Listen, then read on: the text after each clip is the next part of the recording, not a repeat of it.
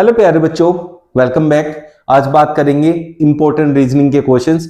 जो practice set आपको कराया जाएगा वो बहुत इंपॉर्टेंट क्वेश्चंस हैं, जो कि इस टाइप के क्वेश्चन आपके एग्जाम में आते हैं। इन्हें कर लीजिए, प्रैक्टिस बढ़िया हो जाएगी। एक तो दूसरा, ऐसे टाइप के क्वेश्चन आपको पता चलेंगे कि एग्जाम में कैसे करते हैं।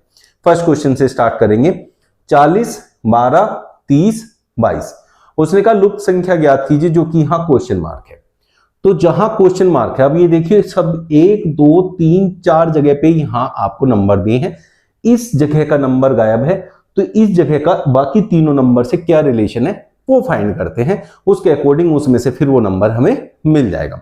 यहां देखिए 40, 12, 30 से 22 आया है। कैसे आ सकता है? यहां इन दोनों का अगर मैं योग करूं तो कितना होता है बच्चों? 52, जो कि 30 माइनस करके हमें कितना देता है? 22।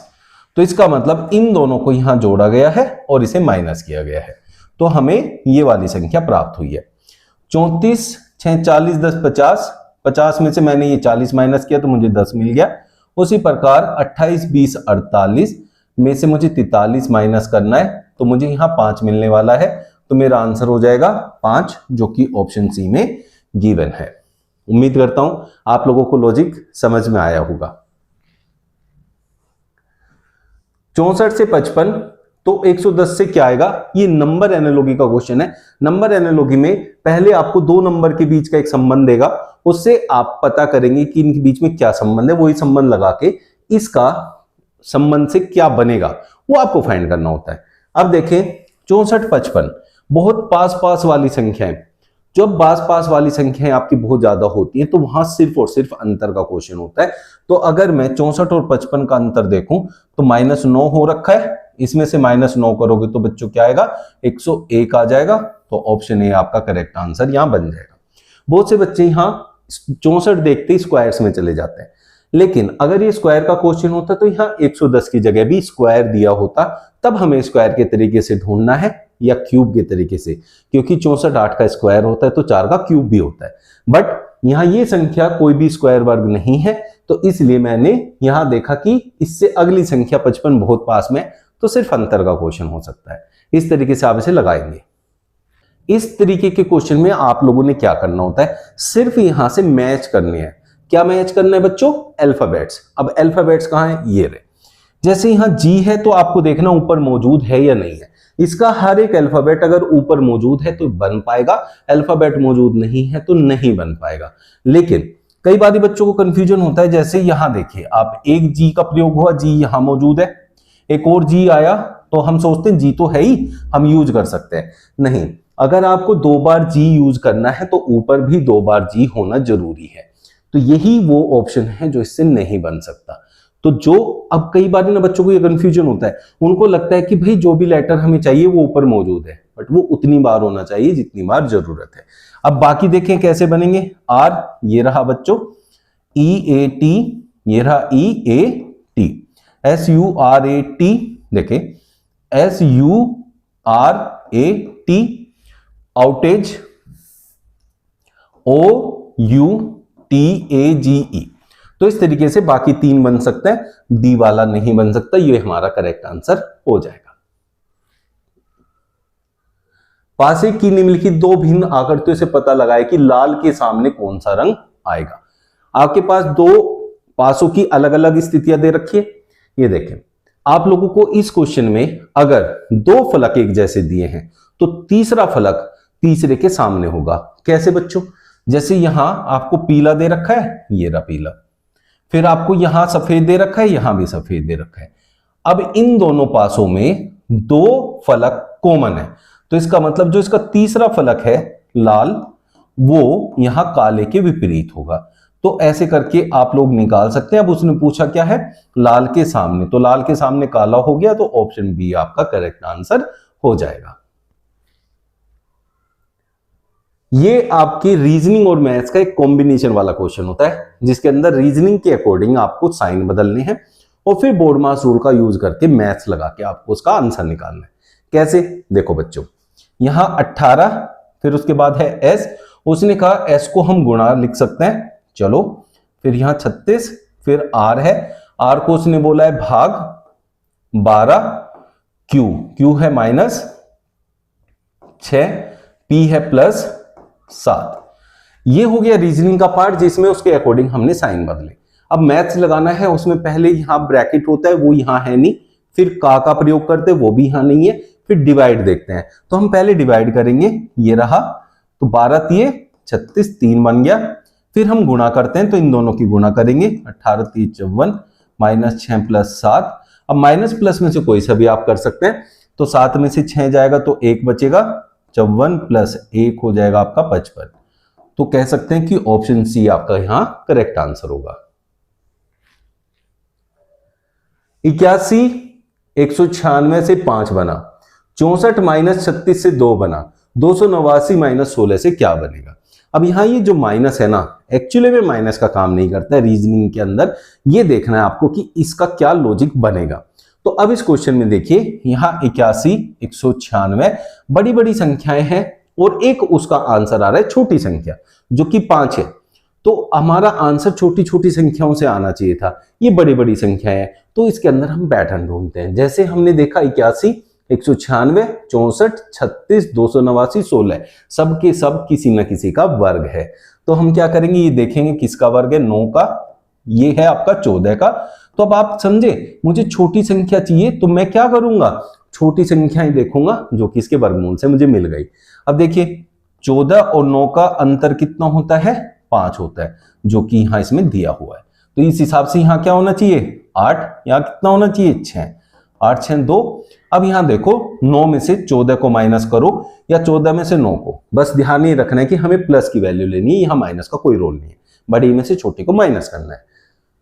17 - 16, अब 17 289 का रूट हो गया, 16 का रूट होता है 4, 4 माइनस कर दो, कितना आ गया, 13। तो हमारे पास ऑप्शन ए आपका करेक्ट आंसर हो जाएगा। निम्नलिखित वर्गों का वेन आरेख कैसा होगा। जब भी आपके पास वेन आरेख का क्वेश्चन आएगा तो उसमें आप आरेख बनाएंगे हर किसी के लिए और फिर उनका आपस में संबंध देखेंगे। जैसे यहां पानी, तरल, रस। अब हमें दिख रहा है कि पानी, रस अलग अलग होते हैं, इनका आपस में कोई संबंध नहीं होता, लेकिन ये दोनों तरल होते हैं, लिक्विड होते हैं, तो इसलिए ये दोनों आएंगे तरल के अंदर। अगर पानी और रस का आपस में कोई संबंध होता तो उसके अकॉर्डिंग पहले उनका संबंध हम ड्रॉ कर देते, यहां नहीं है तो अलग अलग बना दिया। फिर इन दोनों का संबंध तरल से है क्योंकि दोनों तरल के अंदर आते हैं। तो इस हिसाब से हमारा आंसर है ऑप्शन डी, ये हमारा करेक्ट आंसर हो जाएगा। निम्नलिखित संख्या श्रेणी में अगली संख्या ज्ञात कीजिए। आपके पास देखिए 7 से क्वेश्चन स्टार्ट हुआ, 21 63 189। जब एक छोटी संख्या से क्वेश्चन स्टार्ट होकर सीरीज का बड़ी संख्या की तरफ जाता है और अचानक से बहुत बड़ी संख्या मिल जाती है, ऑप्शन में भी देखिए एक बहुत बड़ी सी संख्या हमें निकालनी है, तब ऐसे टाइप के क्वेश्चन हमेशा वर्ग, घन या फिर गुणा से आते हैं बच्चों। अब यहां देखें तो 7 किसी का वर्ग नहीं होता है, तो फिर ये गुणा की तरफ जाना पड़ेगा। तो हम 7 से 21 को देखें तो एक डायरेक्ट रिलेशन होता है गुणा 3 का, 21 से गुणा 3 होके 63, यहां गुणा 3 होके 189, तो इसमें गुणा 3 करके मेरा आंसर आएगा 567, जो कि ऑप्शन बी में दे रखा है। ये सारे क्वेश्चंस आपके एनटीपीसी, एसएससी जीडी, आपकी जो भी आरआरबी के एग्जाम्स हैं सबके लिए बहुत यूजफुल है। रीजनिंग के ये सारे क्वेश्चंस रिपीटेडली सब एग्जाम्स में आते हैं, तो ये अच्छे से आप लोग करेंगे तो बहुत अच्छा रहेगा, टाइम सेव हो जाएगा आपका, ताकि आप मैथ्स या बाकी सब्जेक्ट को टाइम दे पाएंगे। भवन का ईंट से जो संबंध है, कपड़े का वही संबंध किससे होगा। तो बच्चों भवन और ईंट, देखिए भवन जो होता है वो ईंटों से मिल मिल के बना होता है, तो ये दूसरे वाला इसको बनाने में भूमिका अदा करता है। तो कपड़ा किससे बनता है वही हमें देखना है। दर्जी तो उसको सीता है, तो इसलिए उसका कोई रिलेशन नहीं है। परिधान, कपड़ों से परिधान बनता है, लेकिन कपड़ा किससे बना है वो पता करना था। धागा, धागे से कपड़ा बनता है, इसलिए ऑप्शन सी हमारा करेक्ट आंसर हो जाएगा। दिए गए पैटर्न के अध्ययन करके लुप्त संख्या ज्ञात करनी है। तो ऐसे टाइप के क्वेश्चन में हर एक कॉलम में अलग अलग आपको ढूंढना पड़ेगा। जैसे इस कॉलम में 144 और ये दो संख्याएं हैं, इसमें 225 ये दो संख्याएं हैं, 256 ये दो संख्याएं हैं और 36 ये दो संख्याएं।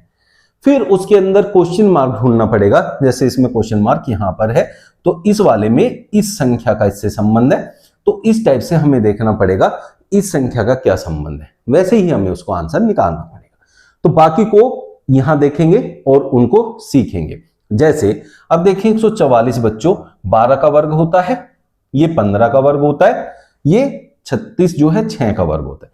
अब हमने देखा इन दोनों की संख्या की गुणा करके 12 मिल रहा है, 5 3 15, तो 4 की किस में गुणा करूं कि यहां देखो 256 किसका होता है 16 का, तो 4 की किस में गुणा करूं कि 16 हो जाए, तो 4 में करनी है। तो क्वेश्चन मार्क की जगह मुझे मिलेगा ऑप्शन डी जो कि है 4। आई होप अच्छे से क्लियर हो गया होगा। निम्नलिखित विकल्पों में से अलग अलग विकल्प को चुनिए। अब अलग मतलब ओड वन, जो बाकी 3 से अलग होगा। 3 एक जैसे हैं, एक अलग है, वो अलग आपको पता करना है कौन है। देखिए मंगल एक ग्रह है, वरुण एक ग्रह है, यूरेनस एक ग्रह है, जबकि सूर्य क्या है बच्चों, एक तारा है। तो हम कहेंगे कि ऑप्शन बी हमारा यहां करेक्ट आंसर हो जाएगा। तो 3 को एक जैसों को ढूंढ के अलग करना है, और जो उन जैसी प्रॉपर्टी नहीं रखता या उनकी जैसा नहीं है वो हमारा आंसर होता है। इसे फाइंड द ऑड वन भी कहते हैं। निश्चित कूट भाषा में एप्पल को QPQ कोडित किया गया है। अब ये बहुत प्यारा सा क्वेश्चन है, इसमें आपको जो ध्यान देना है वो क्या है। पहली चीज आप देखो, यहां 2 2 4 5 लेटर थे, ये 3 हो गए। इसमें से ये जो बीच का लेटर है यहां भी बीच में सेम है, इसका मतलब क्या है, इन दोनों से ये Q बना है, AP से क्या बना है बच्चों Q, और LE से बना है Q। अब ऐसे केसेस में आपको हमेशा इनके प्लेस वैल्यू काम में लाते हैं। प्लेस वैल्यू क्या है, A एक नंबर पे आता है, प्लस करें क्योंकि ये बड़ी संख्या है, और P और A जो है मिलके शायद इसके पास पहुंच जाए।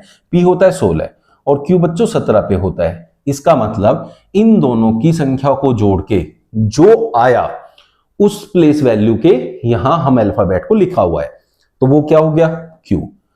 अब अगर हम L की बात करें, L 12 होता है, E 5 होता है, 12 और 5 17, फिर से Q।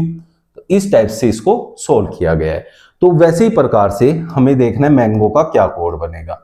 ठीक है बच्चों, तो N तो एज इट इज रहेगा, N को एज इट इज रखना है बच्चों। फिर यहां से G और O। अब बच्चों G होता है 7 पे और O होता है 15, 15 7 22, और 22 पे हमारा V होता है। M 13 पे होता है, A 1 पे, 13 और 1 14 पे N आता है। तो NNV हमारा आंसर होगा, जो कि ऑप्शन बी में गिवन है। तो ऑप्शन बी हमारा करेक्ट आंसर हो जाएगा। दिए गए पासे में अगली संभावित स्थिति का चयन करना है। यहां आपको गायब हुई संख्या नहीं पता करनी है, पूरे के पूरा पासा ही पता करना है। तो इस क्वेश्चन को करने के लिए आपको क्या दिमाग में रखना है, जैसे हम खुले पासे को बंद करते हैं ना, वैसे ही देखना है, उस लॉजिक को यूज करना है। कैसे बच्चों, आप पहले एक दूसरे के विपरीत आने वाले नंबर्स यहां से पता करेंगे इन तीनों डाइस का यूज करके। कैसे करते हैं, पहले इन दोनों को कंसीडर करते हैं और इन दोनों में देखते हैं क्या कॉमन है। जैसे बच्चों यहां 3 और 2 कॉमन है, यहां भी है 3 2, तो जो बाकी बचा है यहां 1 और इधर 6, ये दोनों एक दूसरे के विपरीत होते हैं। तो 6 के विपरीत 1 हो गया। फिर हम दूसरा और तीसरा पासा देखते हैं। दूसरे और तीसरे पासे में 3 और 1 कॉमन है, तो बचता क्या है बच्चों 5, और इधर बचता है 2, तो इसका मतलब 5 2 के विपरीत हो जाएगा। अब पहला और तीसरा देखेंगे, या अब हमें देखने की वैसे जरूरत भी नहीं है क्योंकि एक 3 बचा है और 4 बचा है, वो एक दूसरे के खुद ब खुद विपरीत हो जाते हैं। अब बात करते हैं कि हमें क्या फाइंड करना है। हमें चारों ऑप्शन में से ऐसा पासा फाइंड करना है जिसमें जो विपरीत है वो साथ साथ ना आए, क्योंकि जो हमारा पासा होता है उसमें पास पास जो है, जैसे यहां 3 और 6 पास पास है, ये कभी एक दूसरे के विपरीत नहीं हो सकते। जो विपरीत होते वो पास में नहीं होते, और जो पास में होते वो विपरीत नहीं होते। अब देखें यहां 5 के विपरीत कौन है 2, इसके साथ आ गया, तो ये पासा बनेगा नहीं इसमें से। अब यहां देखें 6 के विपरीत 1, 3 के विपरीत 4, ये है ही नहीं तो बन गया, क्योंकि 5 के विपरीत 2 वो उसके पास नहीं हो सकता, नहीं है। 6 के साथ 1 नहीं आना चाहिए, वो भी नहीं है। 3 के साथ 4 नहीं आना चाहिए, वो भी नहीं है। बाकी 2 क्यों नहीं है वो भी देख लेते हैं। 5 के साथ 2 नहीं होना चाहिए, इसमें है और 1 के साथ 6 नहीं होना चाहिए, इसमें है, तो इसलिए ऑप्शन बी आपका करेक्ट आंसर हो जाएगा। इस टाइप के क्वेश्चन उम्मीद करता हूं आगे गलत नहीं करोगे। कितने पेंटर न तो डॉक्टर है और न ही खिलाड़ी हैं, तो हमें सिर्फ पेंटर ढूंढने हैं जो कि बाकी किसी से कुछ भी जो है कॉमन ना रखते हो। तो इसका मतलब क्या है, बाकी सबको छिपा दो। किसको छिपाना है बच्चों, डॉक्टर को। अब मैं डॉक्टर को अगर छिपाने जाऊं तो डॉक्टर में जो जो आएगा उन्हें मैं यहां देखो, उन्हें मैं क्या कर रहा हूं, बड़ा यहां पे उसको छिपा रहा हूं। अब देखिए यहां छिपाएं तो क्या कर सकते हैं, डॉक्टर की वैल्यू यहां से सारी चली जाएगी। कैसे, ये हो गया, डॉक्टर गायब हो गए। अब हमारे पास डॉक्टर इससे रिप्रेजेंट हो रहे थे। अब अगर आप देखो तो हमें प्लेयर भी नहीं चाहिए, तो प्लेयर नहीं चाहिए तो प्लेयर को भी हम ऐसे ही छिपा देते हैं। अब ये प्लेयर हो गए बच्चों, ठीक है। अब इन प्लेयर को भी हम छिपा देते हैं, तो ये भी नहीं लेने।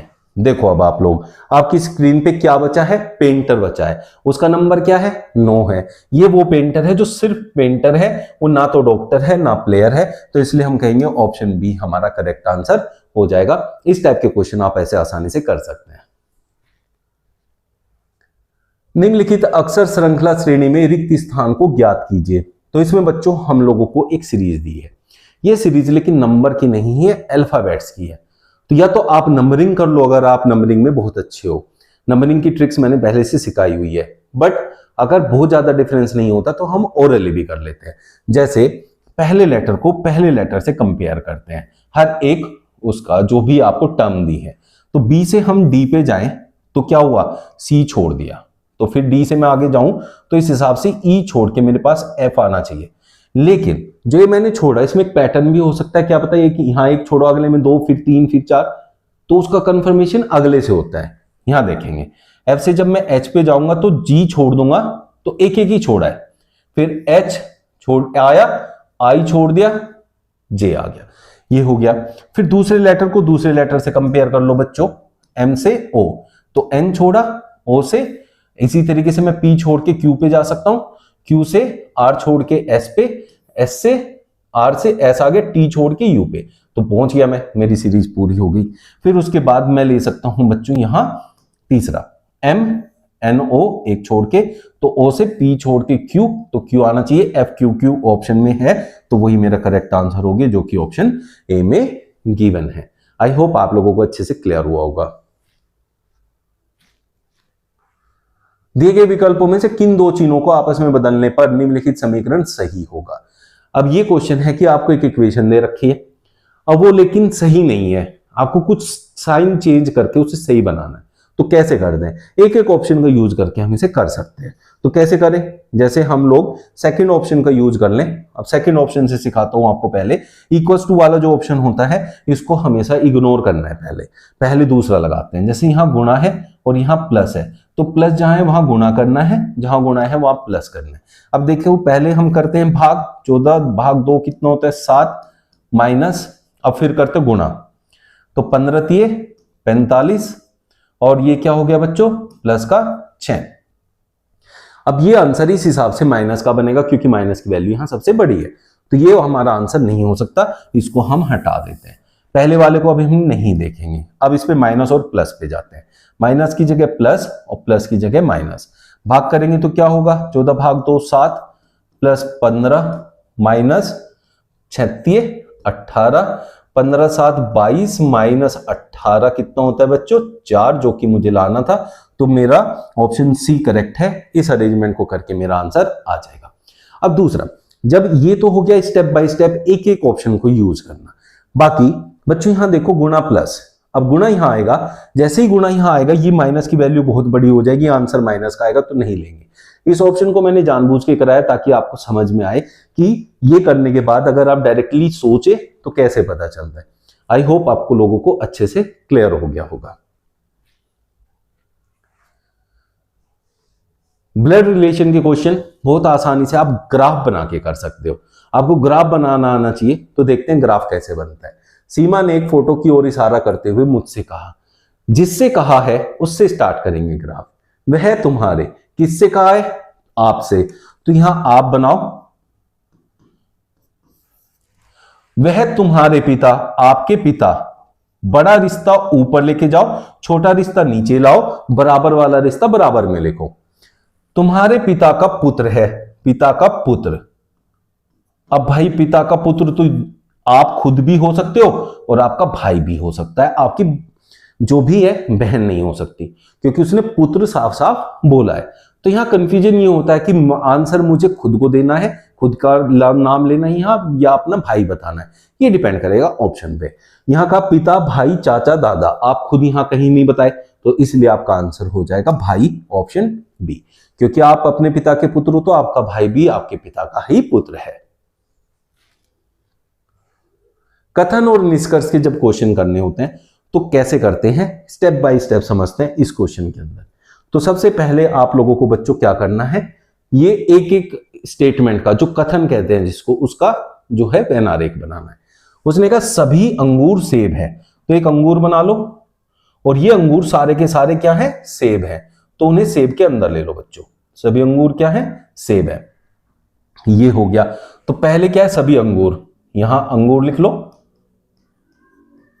ये सारे अंगूर जो हैं बच्चों सेब है, ठीक है। अब उसने कहा दूसरे स्टेटमेंट में कोई सेब चीड़ नहीं है, तो सेब की बात नहीं करनी, चीड़ अलग होगा, कोई भी सेब चीड़ है ही नहीं तो चीड़ अलग बनेगा, तो चीड़ अलग बनेगा तो उसको मैं यहां बना लेता हूं, ये क्या हो गया बच्चों, चीड़ हो गया। ऐसे करके आप लोग आराम से बना सकते हैं। उसने कहा सभी चीड़ शंकु हैं, ये सारे के सारे चीड़ किसके अंदर आएंगे, शंकु के अंदर आएंगे, तो ऊपर वाला क्या कहलाएगा, शंकु। अब बच्चों दो चीजों को ध्यान रखना है, जब अंदर से बाहर जाते हैं तो हम कहते हैं सभी चीड़ शंकु है, लेकिन जब बाहर से अंदर आते तब हमेशा कुछ में कहते हैं कुछ शंकु चीड़ है, कुछ सेब अंगूर है, ऐसे करके। अब हम निष्कर्ष देखते हैं, कोई शंकु अंगूर नहीं है, कोई शंकु अंगूर हो ही नहीं सकता क्योंकि इनका आपस में कोई रिलेशन नहीं है, तो ये बात बिल्कुल सही है, क्योंकि वो शंकु जो है अलग वाले डायग्राम में है, अंगूर अलग डायग्राम में है, तो दोनों का कोई भी कॉम्बिनेशन साथ में नहीं है। कोई अंगूर चीड़ नहीं है, कोई अंगूर चीड़ भी नहीं होगा क्योंकि कोई अंगूर का चीड़ से कोई भी रिलेशन है ही नहीं, ये भी सही है। उसने कहा कुछ शंकु सेब है, शंकु और सेब अलग अलग डायग्राम में जिनका आपस में कोई लेना देना नहीं, तो उनमें कोई भी एक दूसरे के साथ नहीं आ सकता, तो इसलिए ये बात गलत है। तो सिर्फ निष्कर्ष 1 और 2 अनुसरण करते हैं, ऑप्शन बी आपका करेक्ट आंसर होगा। कोडिंग डिकोडिंग का एक प्यारा सा क्वेश्चन है, देखो यहां क्या कहा है, हनी को हम 23 n 30 लिख सकते हैं। अब बच्चों यहां ध्यान देने वाली बात यह है कि n अपनी जगह पर है, तो इसका मतलब क्या है कि h और o को यूज करके 23 आया, h और o को यूज करके हमारा 23 आया, h 8 नंबर पे आता है और o 15 पे। अब जब भी आपको ऐसे जो भी अल्फाबेट लिखे थे उनको नंबर में बदल दे, तो अल्फाबेट की प्लेस वैल्यू लिखो और फिर देखो उन प्लेस वैल्यू से आप जो ये वैल्यू बनी हो कैसे ला सकते हो। जैसे यहां 8 15 क्या होता है 23, तो इसका मतलब मैंने इन दोनों की प्लेस वैल्यू को जोड़ लिया। ये कितने पे होता है 5, और y कितने पे होता है 25, 25 और 5 30 होता है, तो इसका मतलब हमने इस पैटर्न को फॉलो करना है। अब जिसका निकालना है उसको देखो, हाउस में से बीच का लेटर एज इट इज रखना है, तो यू तो बीच में आएगा, ठीक है। फिर एच और ओ, जैसे यहां एच ओ का क्या था, एच ओ का 23 था, तो इसका भी यही आएगा, तो इसे पेपर में करने की जरूरत नहीं है। 23 यू से स्टार्ट होगा, तो या तो ये ऑप्शन तो होगा नहीं, और ये यू लेना है ना हमें, तो ये 24 वाला भी नहीं होगा, सिर्फ 2 ऑप्शन बचते हैं। अब लास्ट में हमारे पास क्या है, एस एंड ई है, एस 19 पे होता है और ई 5 पे, 19 5 होता है 24, तो लास्ट में हमारे पास यहाँ 24 होना चाहिए, जो कि ऑप्शन सी में गिवन है। तो इस टाइप से ऐसे क्वेश्चन को आप कर सकते हैं। 5 व्यक्ति ए बी सी डी और ई एक सीधी पंक्ति में उत्तर की ओर मुख करके बैठे हैं। 5 व्यक्ति हैं बच्चों, तो ऐसे करके आपको 5 व्यक्ति बैठाने पड़ते हैं। अब इसमें अगर हमने इधर ज्यादा कर दिया तो उधर वाले को इरेज कर देते हैं, उधर ज्यादा कर दिया तो इधर वाले को इरेज कर देते हैं। कम पड़ेंगे तो आगे हम बना सकते हैं, पीछे भी हम बना सकते हैं, इस टाइप से। अब आपके जहां से मर्जी वहां से क्वेश्चन का आंसर स्टार्ट कर सकते हो आप। उसने कहा ए सी के बाईं ओर ठीक बगल में है, ए सी के बाईं ओर। अब मैं सी को यहां बना लूं, सी का बायां इधर और दायां उधर, क्यों, ऐसा मानो जैसे आप ही बैठे हो और आपका दायां ये बायां ये, इस टाइप से आपको करना है। ए और ई के बीच में केवल सी बैठा है, ए और ई के बीच में केवल सी बैठा है, ये हो गया। बी ई के दाईं ओर बैठा है, बी जो है ई के दाईं ओर, ई का दायां इधर है, तो मैंने जैसे आप लोगों को समझाया था बच्चों, उधर बढ़ेंगे तो इधर से कम कर देंगे, तो रहेंगे 5 व्यक्ति, ऐसे बनाते हैं। बी ई के दाईं ओर बैठा है, डी बी के दाईं ओर बैठा है, डी जो है बी के दाईं ओर बैठा है, बी का दायां उधर बनेगा तो वो यहां आ जाएगा, कौन, डी। अब फिर से इधर से एक व्यक्ति को और हटा दो, तो इसलिए मैंने आपको बोला कि जहां से आपका मर्जी वहां से आप बनाना शुरू करें और इधर उधर अरेंज कर लें जैसा आपको जरूरत हो। पंक्ति के अंतिम बायां, बायां इधर है, सिरे पर कौन बैठा है, वो ए है, तो इसलिए ऑप्शन बी आपका करेक्ट आंसर हो जाएगा। सिटिंग अरेंजमेंट का ये क्वेश्चन आपको अच्छे से क्लियर हुआ होगा, ऐसी मैं उम्मीद करता हूं। दिए गए चित्र में कितने वर्ग हैं? तो वर्ग वाले क्वेश्चन में बच्चों एक बात जो आपको समझनी है वो क्या है, ये देखो, ये एक वर्ग है। अगर वर्ग में, समझो बात को, वर्ग में बीच में क्रॉस बना है, ऐसे क्रॉस बना है, तो आप देखो यहां से आपके पास 1 2 3 4 और एक ये 5 पूरे पूरे वर्ग आपको मिलते हैं। ठीक है, एक वर्ग में 5 वर्ग बन जाते हैं अगर क्रॉस ऐसे हो, कोनों से नहीं, जो आपका बीच में से क्रॉस हो। और ऐसा एक क्रॉस मुझे यहां इस वाले में नजर आ रहा है बच्चों, कहां है वो, ये रहा। तो आपके पास 5 ये हो गए और एक ये दिख रहा है मुझे 6, ठीक है बच्चों, और एक पूरा बड़ा ये है जिसका किसी के साथ कॉम्बिनेशन नहीं है, इसलिए वो अकेला काउंट होगा, तो टोटल 7 हो गए। तो ऑप्शन ए आपका करेक्ट आंसर हो जाएगा। अंग्रेजी शब्दकोश के क्रम के अनुसार कौन सा शब्द चौथे स्थान पर आएगा? तो ऐसे क्वेश्चंस में आप लोग लेटर बाय लेटर चलते हैं, तो पहला लेटर कंपेयर करते हैं। अगर सपोज करो एक लेटर में है बी और एक लेटर में है डी, तो बी वाले को पहले पे काउंट करेंगे, डी वाले को दूसरे पे काउंट करेंगे। तो इसी टाइप से सबसे पहला लेटर देखा जाता है। सब में सबसे पहला लेटर डब्ल्यू है, तो हम कोई भी पता नहीं कर सकते, सब सेम है। फिर दूसरा लेटर लेंगे जिसमें एच है सब, ये भी नहीं होगा। फिर तीसरे लेटर पे जाए तो यहां ई ई ए सबसे पहले आता है, तो इसका मतलब तीसरे नंबर वाला सबसे पहले आएगा। उसके बाद अब ई वाले सारे हैं तो उनमें कंपेयर करते हैं। तो यहां क्या है, ई के बाद ई ए टी एन, तो ए पहले आता है तो इसका मतलब दूसरे नंबर वाला आ जाएगा। अब यहां बचता है बच्चों ई टी एन, ई सबसे पहले आता है तो फर्स्ट, फिर टी और एन में कंपेयर करना है, तो टी पहले बाद में आएगा और एन पहले आ जाएगा, तो टी वाला बाद में आएगा और एन वाला पहले आ जाएगा। अब आप देखो ये पैटर्न बन गया। उसने पूछा चौथे स्थान पर कौन आएगा, तो पहला, दूसरा, तीसरा, चौथा। चौथे स्थान पर 5वें वाला आएगा जो कि है वैन। तो वैन कहां लिखा है, ऑप्शन सी में, तो ये आपका करेक्ट आंसर बन जाएगा। प्रश्न चिन्ह को ज्ञात करें। जब भी आपके पास ऐसा क्वेश्चन होता है तो एक पैटर्न जो होता है उसको फॉलो करना है। जो पैटर्न उसने यूज किया उसके अकॉर्डिंग हम अपना आंसर फाइंड करते हैं।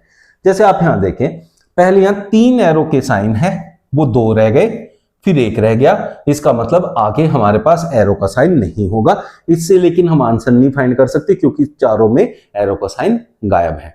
उसके बाद हम देखते हैं यहां हैश के 2 साइन आए, अगले में हैश के साथ प्लस आया, ठीक है, तो हैश इधर और फिर प्लस, ये पैटर्न तो होगा ही होगा।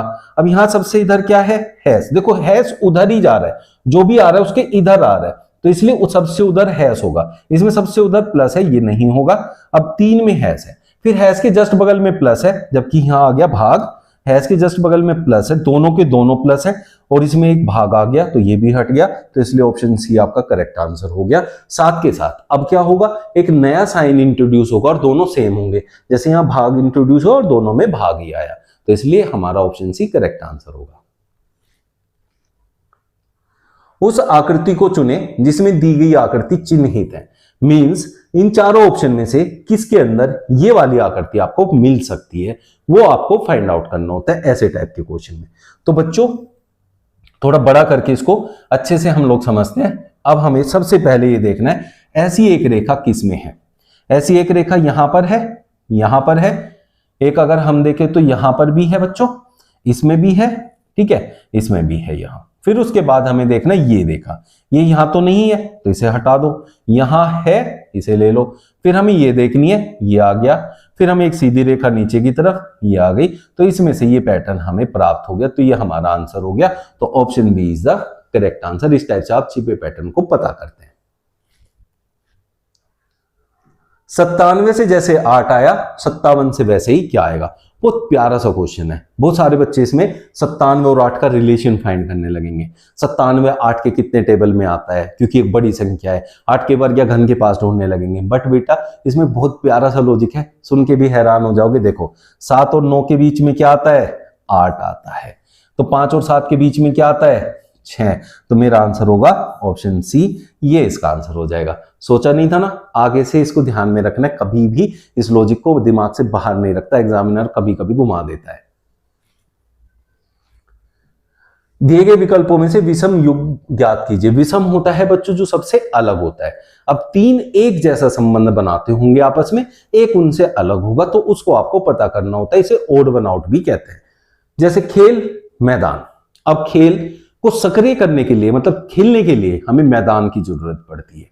उसी प्रकार से सिनेमा को स्टार्ट करने के लिए पर्दे की जरूरत होती है। पर्दा उठता है और आपका सिनेमा स्टार्ट होता है। नाटक को करने के लिए मंच चाहिए, मंच पे उसकी शुरुआत होगी।